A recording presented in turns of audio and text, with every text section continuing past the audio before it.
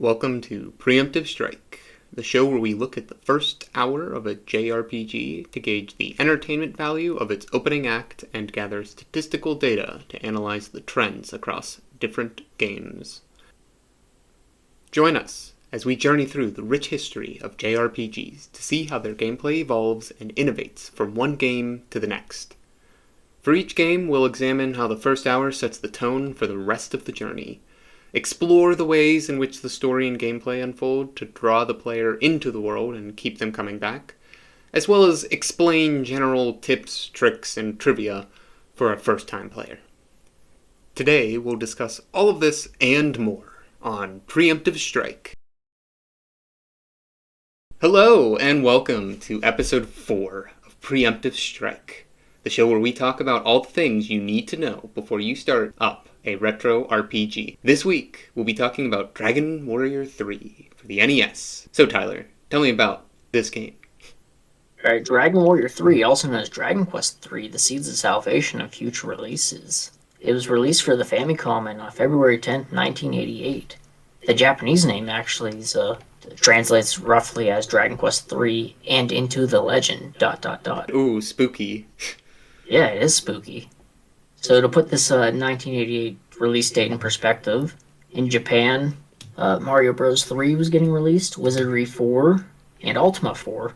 So Japan, or at least Dragon Quest 3 or whatever, there wasn't as many RPGs at the time still to compete with it, so it definitely, as you'll see later, the sales were really good for it. Like, Japan was really anticipating this game.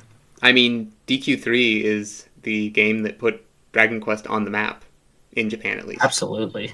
So, like the other NES Dragon Quest or Dragon Warrior games, it released about 3 to 4 years after the original Japanese release. It released in America in March 1992. And to put that release date in perspective, the Super Nintendo was already out at the time. It came out in August 23rd, 1991. So, like the other Dragon Quest or Warrior games, this was also developed by Chunsoft and published by Enix. And we have the same exact staff members as last time. Koichi Nakamura as being the director, Yuji Horii being the designer and writer, Akira Toriyama with that classic artwork, and then Koichi Sugiyama being the composer again.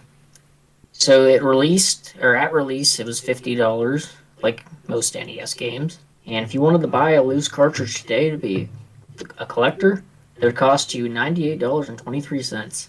But if you want a complete in-box experience, this is going to cost you about $250. Yeah, that's a little bit more expensive than what we've seen before. I think that just goes into the whole precedence around this game being so legendary. Well, there's that, but then there's also the fact that it just sold awful in the West. So, there's not a whole lot of copies, and then just a lot of the other versions are available that are just better overall. So there's not a lot of demand for it. Speaking of sales, in Japan, it's sold faster than hotcakes. I don't know what their equivalent would be. Faster than sushi, faster than ramen, I don't know. But in just one day, it sold 1.1 million copies. And then in the first week, it sold 3 million. Today, games can't even do that well. Like, the DQ3 HD 2D, I don't even think has sold 3 million copies yet at the time of recording. It was the number one best-selling game in '88, no surprise there. And it was top of the charts for selling from February to May. And with sales of remakes, or including the remakes, and just worldwide sales, it's the most successful selling title in the series to date. And the NES version sold a measly 95,000.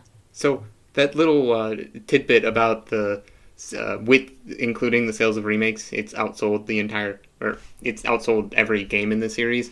That really surprised me with the context of Dragon Quest XI now.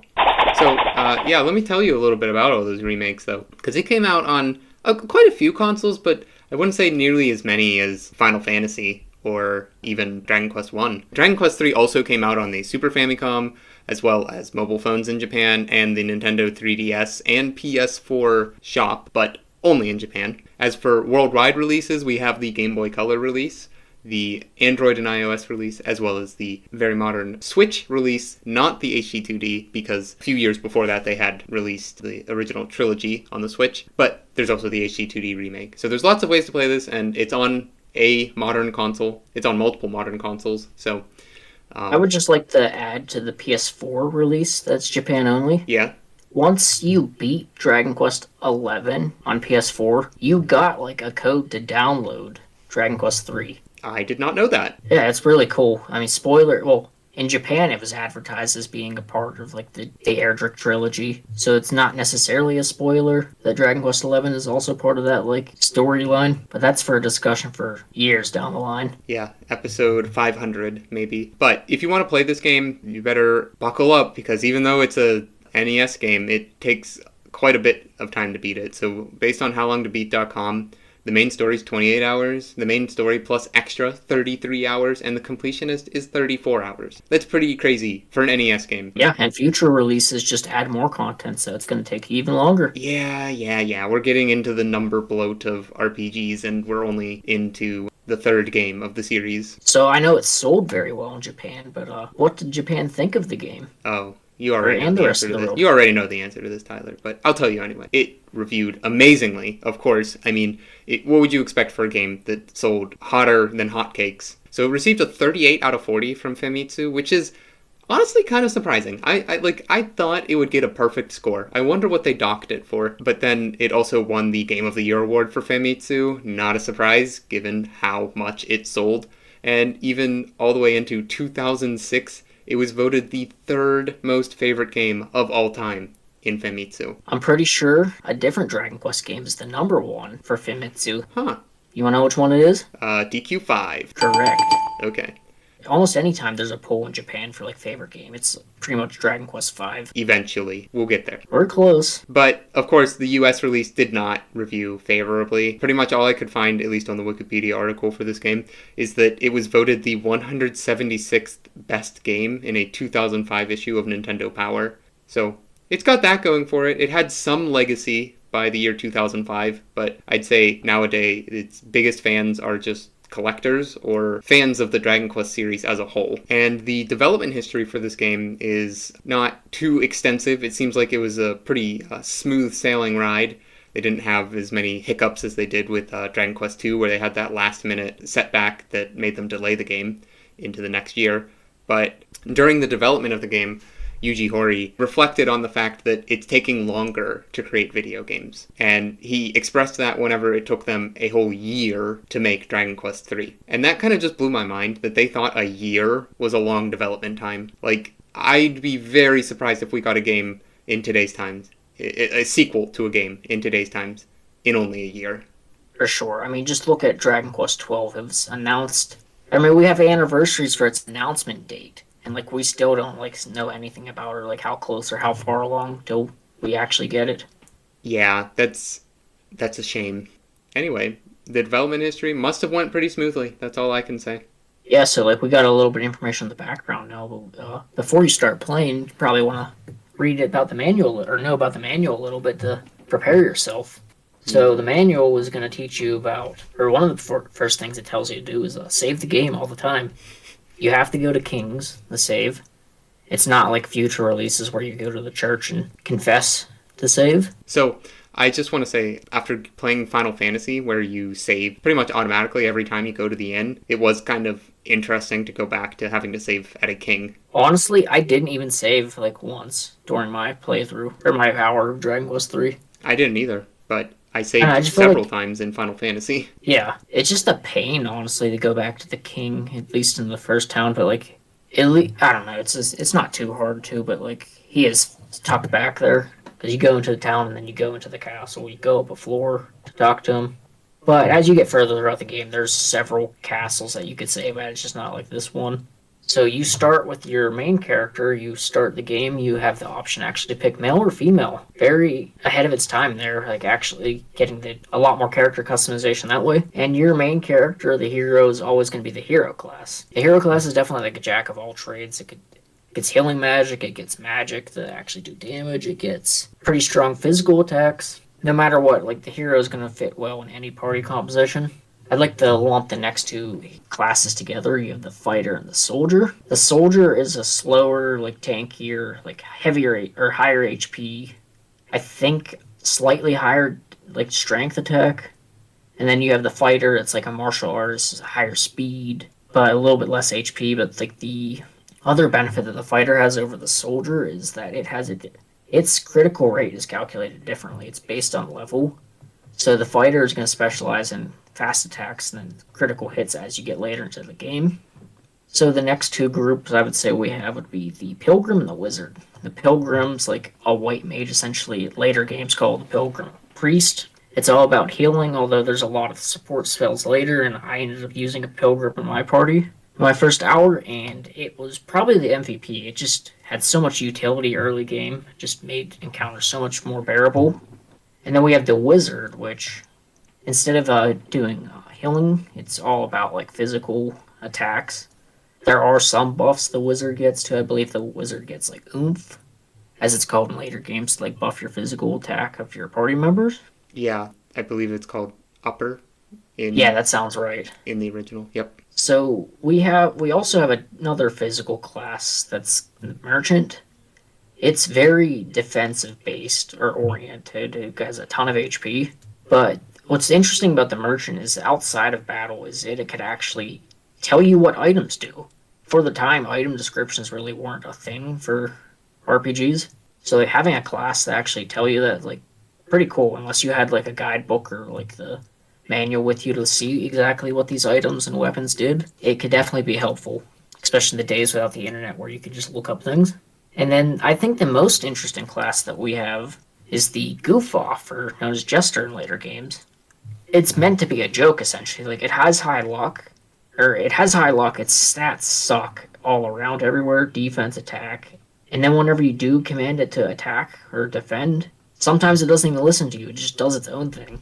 So, like, it could be fun for a challenge run, but, like, there is one benefit they ended up giving it. Originally, the developers didn't want to give any benefit. They wanted it to be solely a joke and, like, just a challenge for players to use. But they gave one benefit, and it's how to access the final hidden class, being the Sage. I guess I'm getting a little ahead of ourselves, but towards about the midpoint of the game, you could actually reclass your characters, so you could switch your soldier into a wizard, for instance, or you could switch a pilgrim into like a soldier and make like a makeshift paladin, essentially.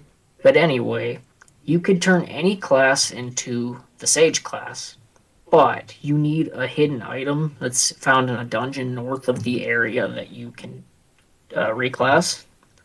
And that's a limited resource. I think in the NES version there is only one. Later versions of the game give you multiple. The Goof Off doesn't need this item to reclass into Sage. So the Goof Off, if you wanted to have like multiple Sages in your party, you're going to have to use a Goof Off. In later releases, there's two more classes that we don't get to see in the NES version. The first being the Thief, which was originally introduced in the Super Famicom version. The Thief is it's a fast class. It doesn't have a lot of HP, but it has a pretty decent strength. It gets a lot of abilities outside of battle to tell you stuff like, oh, how many treasure chests are left in this area. And it even gets a skill that will light up like where hidden items are, like on the like overworld, or not overworld, but like where you're at, like in a dungeon or a town. And then the final class being added to the most recent release, the HD2D, is the Monster Wrangler. It gets like a lot of abilities you see monsters usually using, and then it also has features that let you participate in like monster collecting, which is another feature they added to the HD2D collection. It is. So yeah, it's a lot about classes, and I think I like what they did more with classes in Dragon Quest III than Final Fantasy. Like, they really made them stand out more, I think. Yeah, I was gonna say, to your Monster Rancher class, it's interesting how Dragon Quest, like the main series games, has kind of developed a type of like monster catching, recruiting type gameplay style. But there's also the Dragon Quest Monsters series, which is all about monster collecting. It's interesting that they added that into the HD2D remake. Yeah, I mean, it all starts with Dragon Quest V, and then like every now and then they do something along the lines of getting monsters, because like everyone loves the monsters in Dragon Quest. Like it's where Toriyama's designs just shine. Everyone just wants to use monsters. Yeah, even as someone who didn't really grow up with the Dragon Quest games, I agree that their designs are just iconic. Then now to your comment about how the classes feel different than Final Fantasy, I don't agree. I'm a Final Fantasy fanboy at heart, and I have to say that Dragon Quest III did not change my opinion of that. I think the classes felt bland, and as it was cool that you could choose either male or female for their gender, but it didn't really add anything. I mean, their stats are the same, no matter what you choose. But the classes themselves, I mean, they're relatively similar to the classes in Final Fantasy, where you have basically a white mage being the pilgrim, a black mage being the wizard, a fighter being the black belt, soldier being warrior. So like thief and red mage are the only things left. Merchant, not really like a thief, but there's some small parallels there. And then goof off, I mean, it's just a joke class. I mean, it is cool that it pays off if you select it and then use it throughout the whole game.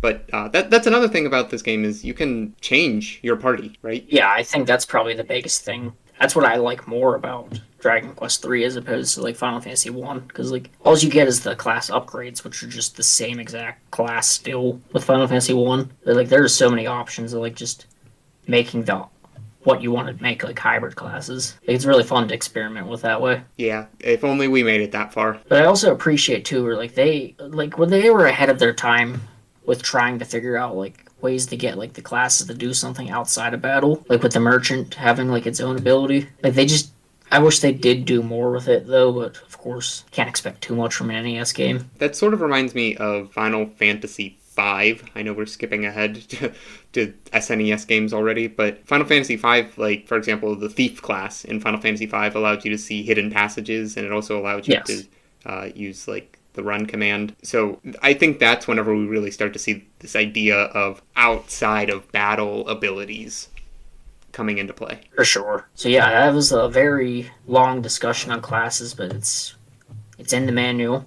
The manual actually gives you suggestions on different party layouts. They'll give you suggestions if you want like a challenge with the game, or if they want just for like an easier time, like a balanced party. But it's always, of course, it's yours to experiment, do as much as you want. Another thing too I like with the classes in Dragon Quest III versus Final Fantasy 1 is that you're not locked into whatever decisions you make at the beginning.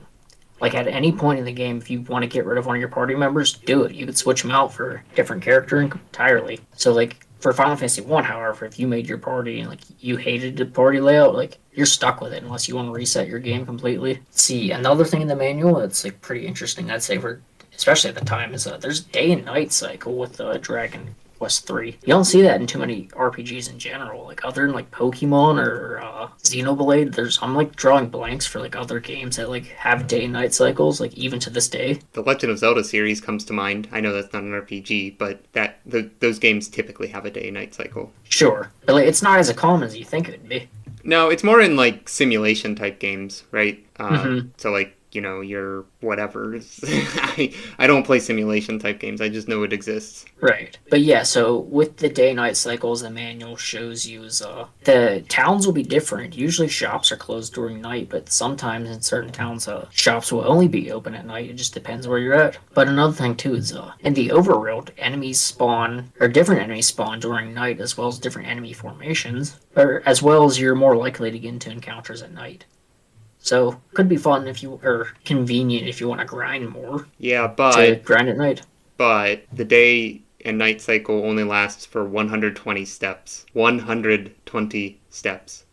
Yeah, it doesn't last long. Like, I was surprised, like, how fast it is. Like, other future releases definitely make it take longer to pass through day and night, and that was a good change. Yeah, I wish you could hold it at one time of day. Like, I don't know if there's an item later in the game that allows you to, like, instantly change the time of day, because, like you said, if you did... There is. There is? Yeah, there's an item that lets you change straight to night, and then if you use Zoom or, like, a Wing of Wyvern, it switches to day. Yeah, that's definitely helpful, because, like you said, if you want to, you could grind at night. So as I've went over a little bit, I've kind of talked a little bit about my personal history of the game. So I played DQ3 on Switch, the port of the mobile port, and then most recently, within about 2 months ago, I played the DQ3 HD2D remake and had a great time with it. What about you, Chad, though? What's your history of the game? Alright, so get ready for this. I actually have played this game for like 5 minutes before this episode. I didn't play it for 5 minutes before this episode. I played it 5 points at some point in my life before we decided to do this thing. And I think I was around like 11 or 12 years old. And I had, I sailed the 7 seas and I played a wonderful 5 minutes of the Game Boy Color version. I don't remember much about the game other than I didn't like it. I'm very curious what your mindset was back then, because like 5 minutes you would probably still be going through dialogue. I know Because especially, I had chosen yeah, my party, and I had oh, gotten okay. into a few random encounters. I don't even think I made it to the first town, like the No, first not town in that after. short of time. Yeah. But no, I was gonna say one thing that's a time sink in like the later versions is whenever you start the game, you get like a personality quiz, almost similar to like the Pokemon Mystery Dungeon games, if you're familiar with those. But personalities in general are added to both your party members and your hero, and they affect your stat growths a little bit. It's not super significant, but if you want to min max, it's definitely beneficial to look up a guide and get the best personalities you want. So, Tyler, what did Yes. you do during your first hour of gameplay? So since like Dragon Quest 3 is very fresh in my mind with just playing HD 2D version. Well, actually, first off, we should explain a little bit of the story. Yeah. I really like at the begin or like that they added again a cutscene at the beginning, or at least on the title screen if you wait long enough. I was like pretty impressed that like how well animated it was for an NES game. Like I liked how like the sky was like moving, and like even the battle between Ortega and that dragon is like pretty intense. Yeah, I liked it as well. And you should know that that is only in the US version. So, if you wanted to play an NES game after the SNES released, well, that's okay because you get a cutscene that wasn't in the Japanese version. Yeah. So anyway, Ortega, we find out very early in the game is he was our hero's father. He was originally going on a journey to defeat the archfiend Baramos. However, as the cutscene shows, he fell into a volcano fighting a dragon. So now it's our turn, his son or daughter, to go ahead and continue his journey to take down the archfiend. So the game starts, your mom wakes you up, tells you to talk to the king, and the king gives you that mission. He gives you a little bit of gold and tells you to go get some party members. So you go a little bit to the left of the castle, and you go to a pub. Now downstairs, you could talk to the tavern keeper, and she will let you pick some party members that are pre-made by the game, or you could go upstairs and make your own party members and pick their name and choose their class. So as soon as I talked to the king, the one right there, made my team. My team was a pilgrim, a warrior, or not warrior. His name is soldier. So a pilgrim, a soldier, and a goof off. And what was your team? Yeah, so your beginning of the game was probably a little bit faster than mine because I wasn't aware of everything that needed to be done. So I did talk to the king at the very beginning and, told me to go make a party. Well, I had some trouble finding, Luisa's place to Yes. make the party. So I struggled for a little bit, and it was about like 8 minutes in before I actually made my party. But anyway, my party consisted of a martial artist, a priest, and a merchant. Did you go with any kind of naming scheme for your party? I love that you can name all of your members. Wait, you wanted a priest? I thought you wanted a wizard. I did go with a wizard. I'm sorry. I'm just reading my notes that told me to go with a priest, but I didn't go with a priest. So yes, my party, for posterity's sake, my party was martial artist, wizard, and merchant. So yeah, we intentionally picked parties this way or we wanted to at least show off every class that we could during the first hour. We figured that'd be the best way just to split it up between the two of us. So back to my question, what did you name your party? I struggled with that because I did not think ahead of time what names I wanted to do. I named my warrior Charlie. Maybe Charlie Day came to mind. I'm not sure. I was gonna say, were you watching Always Sunny in Philadelphia? It's Always Sunny in Alfgard. So then my goof off was named Sal from the Impractical Jokers. Okay.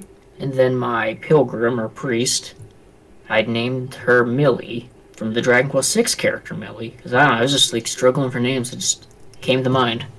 Okay. Well, What about you? yeah. So my martial artist was named Mac in honor of Little Mac. My wizard, because I had initially thought the wizard class was the white mage class, don't ask me how I mixed that up in my head. I named my wizard Sarah, which is a recurring name in the Final Fantasy series for usually a princess. Uh-huh. Usually not a playable character, but it's just some princess in Final Fantasy games. It was just the first name that came to my mind, and it was 4 letters. Man, I thought you were gonna say that was a Shining Force 2 reference to Sarah, like the first, like the healer of your party at the start of the game. Yeah, I forgot about that, but yeah, you're absolutely right. And then my merchant, this just came to my mind, Roo, R-O-O. Okay. Maybe because he has pouches of money, and that made me think of a kangaroo pouch. Did you pick male or female for and all of them, or? So yeah, I picked martial artist, male, wizard, female, and merchant, male. Okay. Yeah, I had a 50-50 split. So, like, my hero was a female, my warrior and goof off were males, and then the pilgrim was a female. A lot of the sprites, like, aren't too different when it comes to the male or female version. The goof off is pretty interesting. The male was a clown, and then the female is like a bunny girl. So that one's pretty significantly different. So I also want to say, for the beginning of the game, before you even leave the town, the king gives you a goal. The king tells you you have to defeat Baramos, and I kind of liked that. You know, like Dragon Quest it seems like it's done this time and time again with each game, where it tells you what you think the end goal is right at the beginning. It really encourages you to adventure forward and try your best. For sure. I mean, that's like something a lot of games don't even do nowadays. Like, you just don't know like what your end goal is going to be. You're kind of just wandering for a bit, like learning about the world before you actually see what you need to do or figure out what needs done. So, like, as we keep discussing our party, what did you think of each class? Like, how did you think they were? At least for early game. Like how they played? I thought they were definitely different enough, right? Because the wizard already had access to Blaze, I think was the name of the spell. Yes. Which is just like the basic fire spell. And I had very low HP. And then the merchant had very high HP. And also gave extra gold after battle, which was pretty nice. But I'd say it wasn't really noticeable. It was like 2 or 3 extra gold per battle. Yeah, so that extra gold is based on, or the chance for getting the extra gold is based on the level of the merchant. So the higher the level, the more likely you will to get extra gold. Nice. And the amount you get is just based on how much you are getting for that battle. Yeah, and then the martial artist, I did notice, even at a low level, the martial artist was getting significantly more critical hits than the other members of my party. And yeah, so what about your party? So the warrior, for me, he dealt about as much damage physically as my hero did, and he had just a ton of health. He comes with a club, and that club actually sells for a lot of gold. I wish I had noticed that sooner, because like the first thing I really did was like I wanted to get a good weapon for my warrior, and the copper sword was 120 gold. So like, I stuck around town a little bit. I did a little bit exploring to get a copper sword before I like did all my main exploration for the hour. So that's the warrior. The goof off, I've already said this before, like absolutely sucks. Like wasted space. Like he was doing less damage physically than even my pilgrim. And then the pilgrim like definitely was the MVP. So like at level 1 starts off with a heal spell already. I think it was level 3 or 4 they got the X spell, which targets entire group of enemies and just can instantly make them disappear. So the only downside is you don't get experience or gold from the enemies that disappear, but like as I'm sure you noticed, like there are so many more enemies and battles in Dragon Quest III. I think that was their attempt of trying to balance it more, since Dragon Quest II only had 3 party members and this has a 4th party member. And you also get all 4 right off the bat. Yeah, but I mean, I guess at the same time too, like Final Fantasy had up to 9 enemies you could fight at once. Yeah, right, 3x3. Yeah, so I guess they were kind of inspired by that, or like thinking that balance-wise, they like the balance of Final Fantasy, I'm guessing. Yeah, so like, especially like in the early game, like if you like, for instance, there was one time I fought 7 slimes, and like just killing those would take a while, but like I could just expel them all in one turn, and like since slimes give so little experience and gold, like it really wasn't a loss. So like, yeah, I really enjoyed having the pilgrim on my team, and definitely be very helpful. What was the MVP of your team, Chad?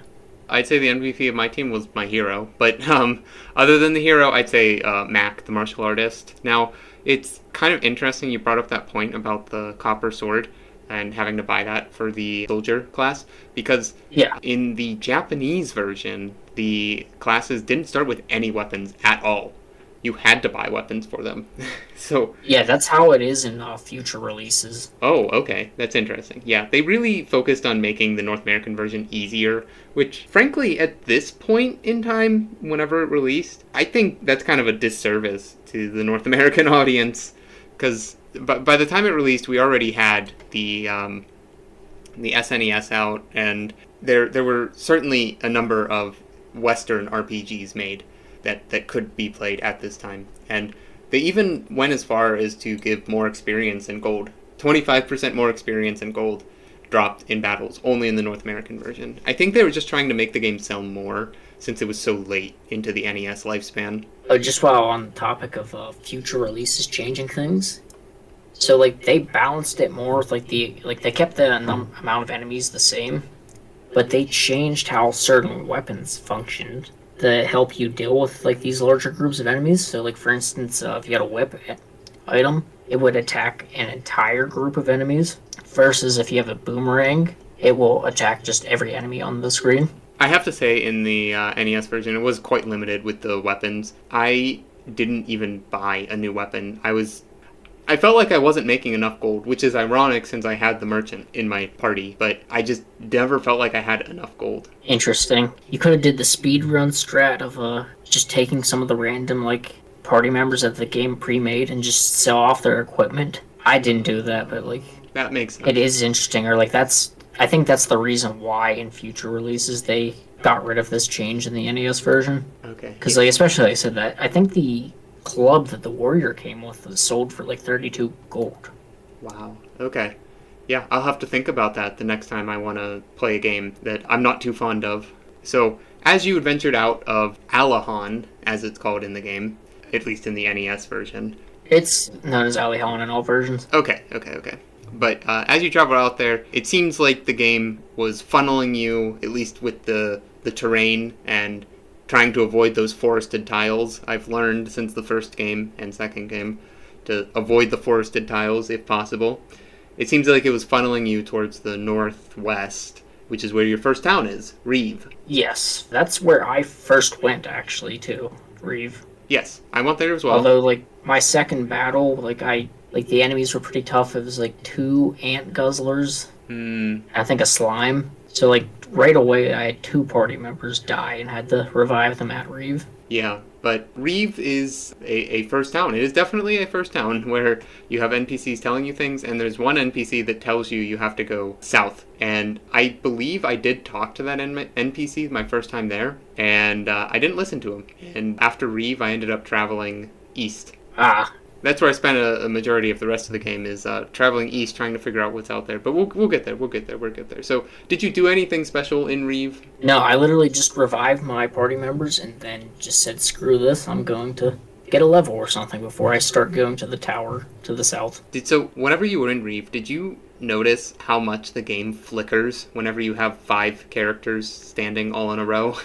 Yes. At first, I was questioning if it was just emulation error, but then I kind of remembered. I think I'd seen gameplay before and noticed the flickering too.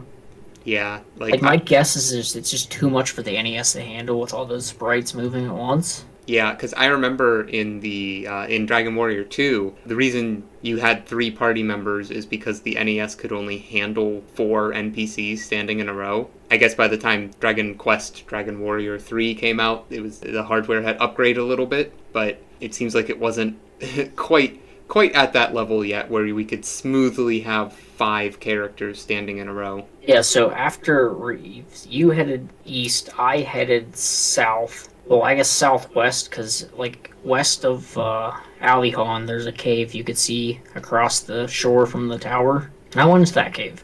It's very short. You go down a floor, and then you're basically in the basement of the tower. And interesting, you'll notice the tower's, basement forms a T intersection. If you go all the way to the east, you actually end up in the castle of Alihan.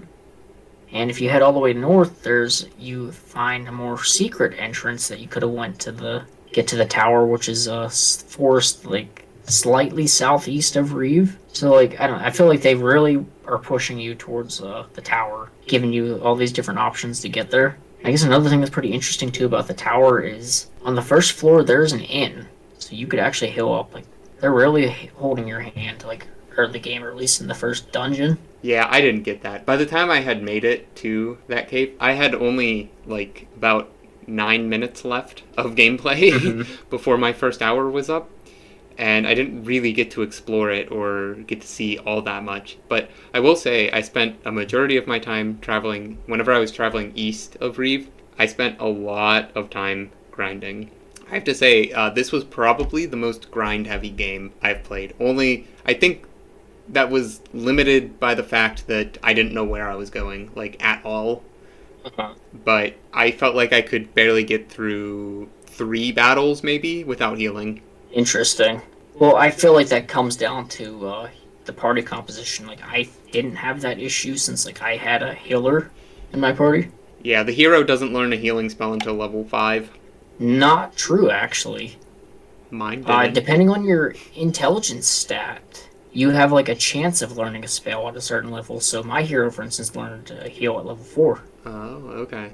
And that's, like, how all the, like, classes that learn magic spells operate. So, like, eventually, like, they'll get to a point where they'll have, like, 100%, like, chance to learn the spell. But, like, they just have the chance to learn it a little bit earlier sometimes. Interesting. Yeah, that's definitely interesting. You don't even see that in more modern games, like, at all. Yes. Yeah, and it's especially apparent, too, like, in future releases with the personalities. Since, like, the stat growths are different, like, you will have, like, you'll just have different character, or even the same class, like, they'll be learning, like, it'll be more relevant of, like, what level they do learn the skills or spells. Yeah, but I will say, through all of my grinding that I did, I learned that if your main character dies, it's not a whole party wipeout, which really surprised me. I thought a game originally made in the 80s would have it so that if your main character died, everyone died. But that wasn't the case in this game. Yeah, I feel like that is, like, another point where, like, they're almost going with, like, taking inspiration from Final Fantasy 1. But, I mean, to be fair, it wasn't like you had a main character in Final Fantasy 1. Right. Let's see, I guess another thing I noticed, too, is every class had, like, different experience growths. So, like, everyone was leveling up at, like, inconsistent rates. And, like, if you notice, like, your hero would have leveled up the slowest of your party members. Well, at some point, my party members were knocked out or down, so they didn't get any experience points. So, I don't know, my levels were all over the place. I wasn't sure if that was the case because of party members being downed or because of different experience growth rates. But now I know, it's the growth rates. It is. So the reason that your hero, for instance, levels up slower is since your hero can't reclass. Like, you could select you want to, like, reclass your hero, and they just tell you then, oh, who will save the land then? So, like, to reclass, like, the only requirement is to be level 20. So, like, they want, like, it just to be faster for you to be able to reclass the experiment around the different classes. Let's see, the most annoying enemy I dealt with, especially, they were all over the tower, they were called masked moths. They just kept hitting me with the, they just made it so that, like, my party members couldn't hit physical attacks, like, they just kept missing. So, like, the only way I could consistently do damage was just my hero's blaze spell. But, like, they just took forever to kill because, like, most of my party could only hit them with physical attacks. I would say my least favorite enemy was the Scorpion Wasp. Not sure if you encountered those in the tower, but I did. Not. So the Scorpion Wasp will sometimes summon other Scorpion Wasps into the battle, but it does that so frequently. Like, there was a point where I was fighting 4 Scorpion Wasps, I think, and it was like as soon as I took one out, a new one came to fill in its place. Oh, that sucks. Yeah, it ended up wiping my party out one time, but we'll save party wipeouts for the end of the discussion. Uh-huh. So, yeah, like I said, I only made it to the Tower of Najima, like, at the very end, so I didn't get to explore as much as you, Tyler. So how far did you make it? Okay, so I went to the Tower of Najima. I went to, like, the 3rd floor, and then I got poisoned by a babble, or, like, a poison slime as in later games. So I went back to town to heal up, poison, and buy some antidotes. Then I went back to the tower. I showed off both ways, like, of entering it from that cave or through the forest. And so the second time I went all the way up to the top. And you actually get the Thief's Key very early in the game. And it's an unlimited use key. Like, for all the other Dragon Quest games, like, hyping up, like, the use of keys, like, getting a key within the first hour, it's pretty cool. So from there, the Thief's Key, you need that because in Reeve, there's the house with the horse in front of it, and you unlock that door, and you talk to a guy, and he gives you the magic ball. And the magic ball you need to take to the Lake Shrine, I believe it's called. There's, like, a shrine area east of, like, where you were traveling to, Chad. Mm-hmm. I went there. So you probably noticed that you couldn't proceed further. Yep. You need the magic ball, which is just essentially an explosive to blow up the wall. And from there, you would get in. I didn't get that far. Like, my hour ended soon after I got the magic ball from the guy in Reeve. And then I just started heading east to try to get there. But if you were to play, you'd get access to a teleporter to take you to a different continent.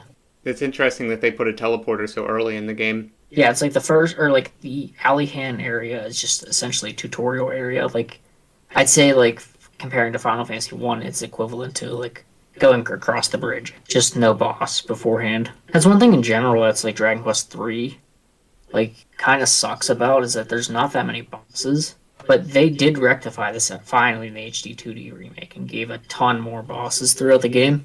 Because, I don't know, like, I think bosses are a highlight. I mean, the Dragon Quest games in general, at least the early ones, didn't really have that many bosses. Like, the concept of a boss hadn't really been 100% solidified at that point. Yeah, I guess I didn't even think about it like that. I'm not sure how many bosses there are in the NES version of 4, but, like, that's the first Dragon Quest that I could think of, at least playing, like, the DS remakes of, like, there being an increasing number of bosses. Yeah, I guess I'd have to look more into RPGs in general, how they handled bosses, but, like, just the broader scope of, like, video games. Bosses were still kind of like a new concept back in the NES days. I don't know, because, like, I feel like a lot of NES games, like, you had, like, the end of a stage, like, always had its own boss. Yeah, but in an RPG, what's the air quotes stage? Right, like, a dungeon. I guess, I don't know. I guess I'm used to, like, most dungeons nowadays and, like, newer games having a boss. Yeah, it does kind of feel formulaic, though, in the newer games, where it's just like, oh, dungeon, oh, boss. True. But dang it, I kind of like consistency. Or I like being challenged by when the game provides, like, a boss or a challenge to, like, force you to learn the game mechanics, essentially, like, improve, like, consistently improve instead of just randomly getting a boss, like, late into the game, just out of nowhere, like it's a difficulty spike. I don't prefer bosses for gameplay reasons. I prefer them for story reasons. So if the story dictates that there should be a boss, then it better be a good boss. I mean, in the case of Dragon Quest 3, I mean, you're told to fight Baramos, and that's it. I mean, you know, so it's like, that is your goal. That is your story to get to that. And everything else before that is just the journey, but that's not the goal. So Yeah. I guess, like, to fight any boss before Baramos would kind of be like a disservice to Baramos. Although, you know, spoiler, Baramos isn't the final boss. Well, there are other bosses before Baramos, too, though. Like Orochi or the boss troll. But, like, other than that, like, unless I'm blanking on another boss, like, that was pretty much it for bosses before Baramos. So Dragon Quest 3 plays very similarly to Dragon Quest 2. At least when it comes to battles, it's the same exact commands, and it just builds upon the system more. The big difference here being you have 4 party members now, instead of 3, as well as just the classes in general, and picking what party members you actually include. Like, you could just make your team however you want, change it out however often you want. I like how they stuck with keeping the defend command called parry. Yeah, I mean, I still would prefer it to be defend, because I think parry still implies more of a dodge, almost. I mean, it implies retaliating, right? Like a counterattack. Sure. But yeah, and then for Overworld and, like, just in towns and everything like that, the gameplay is exactly identical. No switching around, like, the menus. No more stair command, no more door command from Dragon Quest 1. Yeah. Actually, I finally, within our first hour, got to open the door. How to open a door, and it's just using the key item, like, in your inventory. But again, I like that it's a single use, or this key is unlimited uses, instead of the keys in Dragon Quest 1 and 2 being single use. Yeah, you know, that kind of speaks to the development cycle of this game. Oh no, it took a year to make this game, but I wonder if they got player feedback and responded to that within the time that it took them to make this game. Because, I mean, that definitely, like, what you described definitely sounds like a response to player criticism. Maybe. I don't know. I feel like if that was the case, maybe they would have did that with 2. Well, they didn't really have enough time. Like... Oh, yeah, I guess that's true. And also, Dragon Quest 1 wasn't the most popular game upon release. Alright, so we talked a lot about what we did in our first hour, but let's move on to some things that we didn't get to see within our first hour. Definitely hinted at a lot of those, but I'm excited to hear what I could look forward to if I manage to get back to this game. Yeah, so the big thing, or like I already mentioned or went into a lot of detail, is reclassing, or changing your classes. If you really wanted to, you can make a character have every spell and go through every single character class, or you can make a lot of different hybrid classes, which a lot of people do. I know it's most popular to do just the mage classes into one of the physical attackers and vice versa. That's very popular, and then almost everyone uses a sage in their final party. The sage is just a combination of the priest and the wizard, so it learns both those spells as it levels up. It has really high wisdom, or intelligence, it has really high MP, and it's just a great class all around. And then something else we didn't get to see would be the different modes of transportation or exploration. So you got the boat, a classic. Pretty much every RPG at the time has a boat if you're traveling. And then, unlike we have some aerial transportation first time in the series now. This time, it's the Godbird you're flying on. So Final Fantasy had an airship, Dragon Quest had a Godbird. And I really like the Godbird, what you do. So once you get to the ship, you get a new goal, or part of your goal to reach where Baramos is, you need to collect different orbs. And once you collect all the orbs, you awaken, or you hatch the Godbird, and you're able to travel on them. And I really like that you actually work your way towards gaining this mode of transportation instead of just getting a random levy stone in an ice cavern and then going to a desert and then getting the ship. Like, it makes it feel a lot more earned. And then finally, we missed out on, I don't even know if you call this spoilers anymore or not, but towards the end of the game, you actually go to the land of Alfgard, which is where Dragon Quest 1 takes place. And you do a lot of the stuff that was talked about as legend in Dragon Quest 1. Yeah, and this really shows how far games progressed within a short amount of time span, where they could fit the entirety of Dragon Quest 1 into Dragon Quest 3. Right, it's just especially crazy to think of, since like they were struggling space with Dragon Quest 2, or like just with the cartridge itself, and then somehow figuring out how to get 4 party members and a second map in. Crazy. And that's why this game took a whole year to develop. Just absolutely bonkers. So moving on to finish this out, we gotta go over our gameplay stats.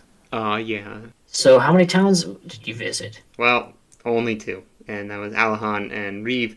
And I thought that was because I was not adventuring around properly, but seeing your notes, Tyler, it looks like you also only visited 2 towns. Yes, I would need probably about another 10 minutes to get to a third town. So then both of us two, we've only visited 1 dungeon. Although maybe you could argue that like that forest or that cave is another dungeon, but I would just say they're connected to the tower, so they just count as the same. Since you did more exploring, how many encounters did you get? Yeah, so I had 45 encounters total. And, you know, I know that we don't count the individual enemies that we fight, because that would just be way too much. But I definitely feel like the individual number of enemies is, like, exponentially higher than Dragon Quest 2. Obviously, because there's 4 party members. Yeah, it was at least double. Like, it was not uncommon to see, like, 6 to 7 enemies in, like, battles. But yeah, 45 encounters within the first hour, which comes out to about 0.75 per minute. Yeah, so for me, it was a little bit less. I only had 39 encounters, or like 0.6 per minute. Mm-hmm. But all of those fights definitely took a toll on your party, didn't they? So how many members did you lose through your adventure? I only had 2 party members at the very beginning when I was going to Reeve. Yeah. Die, but that was it. Yeah. What about you? On my side, I had 5 character deaths, but only 1 complete wipeout of my entire party.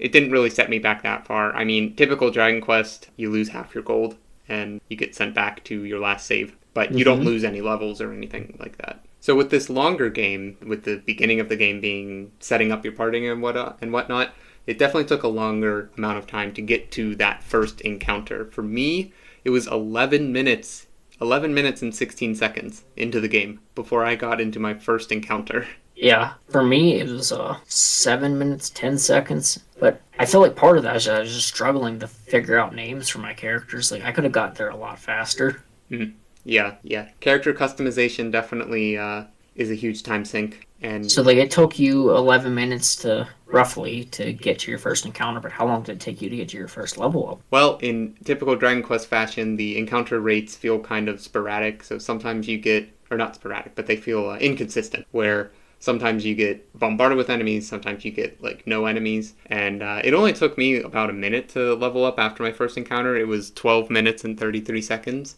into the gameplay. So how about you? For me, it took almost 7 minutes. I got my first level up 1350, but I think part of that was just because like I had those 2 party members die, so I had to go into town, revive them before I went back out. To fighting. Yeah, but then so that you didn't have to revive your party members, how many times did you have to stop at an inn? I went 8 times. Wow, same here. Same here. But like, since I had the pilgrim in my party, like I didn't need to go to the inn as frequently. But you still went 8 times. Right. Like, yeah. But then once all was said and done, after the first hour, my team was around like level 5. I had my merchant being level 6. I also love that the abbreviation for merchant is MR. Makes me think of Mr. I wonder if you had a female merchant, if it would be MRS. If only. It definitely isn't, but yeah, just had to throw that out there. So what were your levels looking like by the end? My hero was level 5 and everyone else was level 6. Cool. Sounds pretty lucky. So, Tyler, now that you played the original NES version of Dragon Warrior 3 for 1 hour, do you think you would pay $1 to play this first hour again? I had a good time with it overall, and while I think every other version is just far superior, and I would recommend those over this game, like, I'd at least pay the $1 for it. I don't know if I'd go out my way to play this version over the other ones, though, like for the full duration of the game. Yeah, despite my positive reviews of the first and second game, I didn't like this one. I don't know if I was just in a bad mood, or if it really just doesn't match my gameplay style, but I don't think I would pay $1 to play this first hour.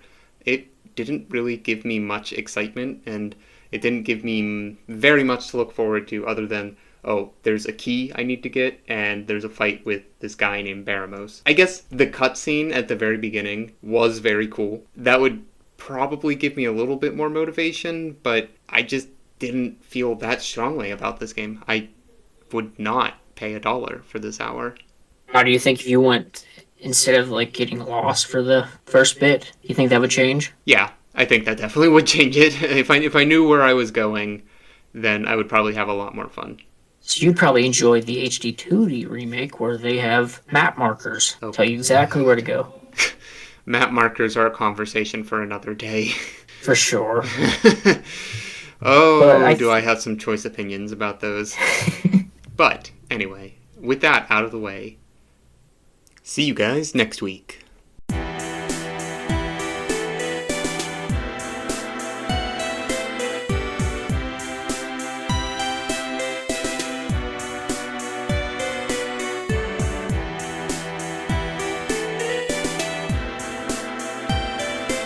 Thank you for watching today and sticking to the end. We hope we gave an accurate representation of the first hour of gameplay, and more importantly, we hope we inspired you to check out the game and give it a chance. If you liked the video, please like, comment, and subscribe for more JRPG content from us. We have a lot of projects in production, so keep an eye out. Let us know what games and series you'd like us to cover in the future. Follow us on Twitter at encounter_rate. If you want to listen to our content in a podcast format, check us out at the places listed on screen. Links will be in description. We plan to upload to additional podcast sites in the future, and if you have any preferred podcast sites you wish we were on, let us know in the comments. Thank you again for watching. Until next time, have a great day.